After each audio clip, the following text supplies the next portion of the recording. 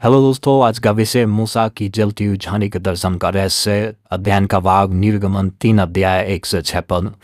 दोस्तों, हमने पिछली 2 वीडियो में मूसा की कहानी के ऊपर देखा, एक उसके जन्म के ऊपर और दूसरा उसका शादी के ऊपर। हमने देखा कि जन्म कैसे हुआ, पालन पोषण कैसे हुआ पहली वीडियो में, और दूसरा मूसा की शादी के विषय में। अगर आपने नहीं देखा है तो आप जो है इस वीडियो के डिस्क्रिप्शन में जाकर के आप जो है वीडियो वो देख सकते हैं और चैनल में जाकर भी देख सकते हैं। दोस्तों, 40 साल मूसा मिस्र में रहा और 40 साल जो है मैदान देश में अपने ससुर की बीवी चलाए, और अब 80 साल का हो गया और ये 80 साल का उसका लास्ट दिन था। और अब उसको समय आ गया कि परमेश्वर उसको चुने और उसको बुलाए, जिसके लिए परमेश्वर ने उसको वहाँ से मिस्र से निकाला था। और परमेश्वर उसको अब दर्शन देने पर था। वो जंगल के पल्ली और होरे पर्वत, परमेश्वर के पर्वत के पास भीड़ बकरी चरा रहा था। तब परमेश्वर के दूत ने जलती हुई झाड़ी में से उसको दर्शन दिया और मूसा ने उसको और देखा कि ये बड़े अचंभे का काम है कि झाड़ी में आग लगी है, लेकिन झाड़ी जल तो रही है लेकिन वो भस्म नहीं होती। उसके मन में जिज्ञासा हुई कि मैं उस अचंभे के काम को पास में जाकर देखूं, और मूसा उसके पास जाने लगा। दोस्तों, जाने का अद्भुत नजारा था। आग बहुत भीषण थी और वो जो है उसके बावजूद भी वो झाड़ी हरी भरी थी। दोस्तों, रहस्य यही बात का कि किसी झाड़ी में उतनी आग लगी वो फिर हरी भरी कैसे हो सकती है। दोस्तों, आग का 2 रहस्य है। पहला रहस्य ये है कि आग परमेश्वर की उपस्थिति को और परमेश्वर की पवित्रता को और परमेश्वर के न्याय को दर्शाती है। और दूसरा, आग मिस्र देश में इज़राइल की गुलामी को और इज़राइल के कष्ट और क्लेशों को जो है दर्शाती है कि इज़राइल जैसे झाड़ी जल रही आग में इज़राइल भी ऐसे मिस्र देश की गुलामी और कष्ट में जल रहा था। दोस्तों, और दूसरा, झाड़ी उस आग के बीच में भी हरी भरी है, तो ये चीज झाड़ी जो इज़राइल को दर्शाती है।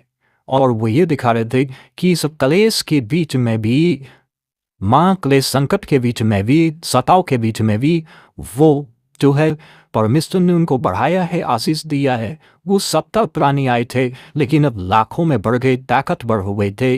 अब उनकी समय आ गया था निकलने का, क्योंकि परमेश्वर ने ऐसे प्रॉमिस किया था। दोस्तों, यहाँ पर देखने मिलता है कि जैसे झाड़ी हरी भरी थी, सेम वैसे ही परमेश्वर इज़राइल के साथ वहाँ मिस्र देश में भी था।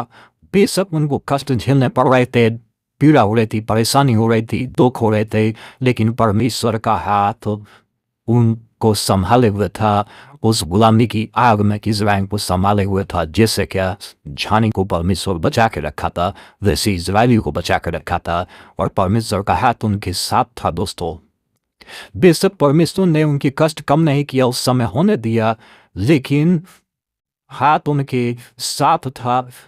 मेरे दोस्तों, जब परमेश्वर के लोग, आप परमेश्वर के जन हैं, तो आपके जीवन में कोई भी क्लेश हो सता हुआ है, तो दोस्तों आप ये मत देखिए कि आपके जीवन में क्लेश कितने हैं, परंतु ये देखिए कि आप वो कष्ट आपको नाश नहीं कर सकते, क्योंकि परमेश्वर इन कष्टों और क्लेशों के बीच में भी आशीष देने की शक्ति रखता है और बढ़ाने की शक्ति रखता है। बढ़ाने वाला परमेश्वर है दोस्त।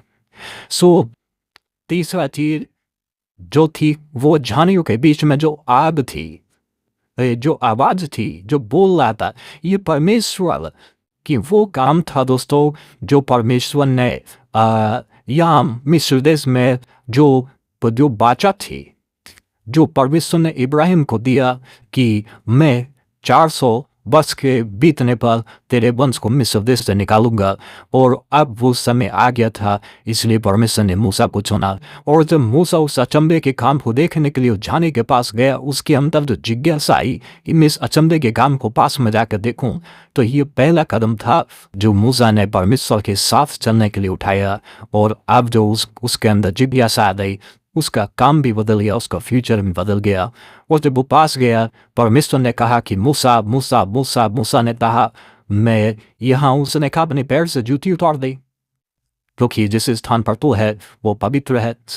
दोस्तों, परमेश्वर की बनाई हुई सारी सृष्टि पवित्र है, लेकिन जहाँ परमेश्वर को उपस्थिति है वो महापवित्र है। और जूती मूसा ने खोल दिया, और दोस्तों जूती खोलने का जूती उतार है परमेश्वर के पास जाने का मतलब है कि मूसा अपने पुराने जीवन को, पुराने काम को, पुरानी सब चीज़ों को छोड़कर परमेश्वर के पास चला गया। जी हाँ, जूती उतारने का मतलब है कि मूसा ने पुराने जीवन को, सब चीज़ों को छोड़ करके वो परमेश्वर के पास दोस्तों चला गया। और अब जो है क्या है, उसको क्या करना था, इज़राइल की चरवाही करनी थी और परमेश्वर की आवाज़ सुननी थी। और इस दिन के बाद मूसा ने फिर बकरियों को नहीं चढ़ाया, और इसके बाद सीधा वो अपने जो तीसरा काम था उस काम पर वो चला गया, अर्थात अपने ससुर को बोल करके अपनी पत्नी सिप्पोरा और अपने बेटे गिरसन को लेकर के वो मिस्र देश में वापस आ गया। दोस्तों जब आप निर्बल होते हैं तभी परमेश्वर की सामर्थ निर्बलता में सिद्ध होती है। हमारे साथ जुड़ने के लिए बहुत धन्यवाद।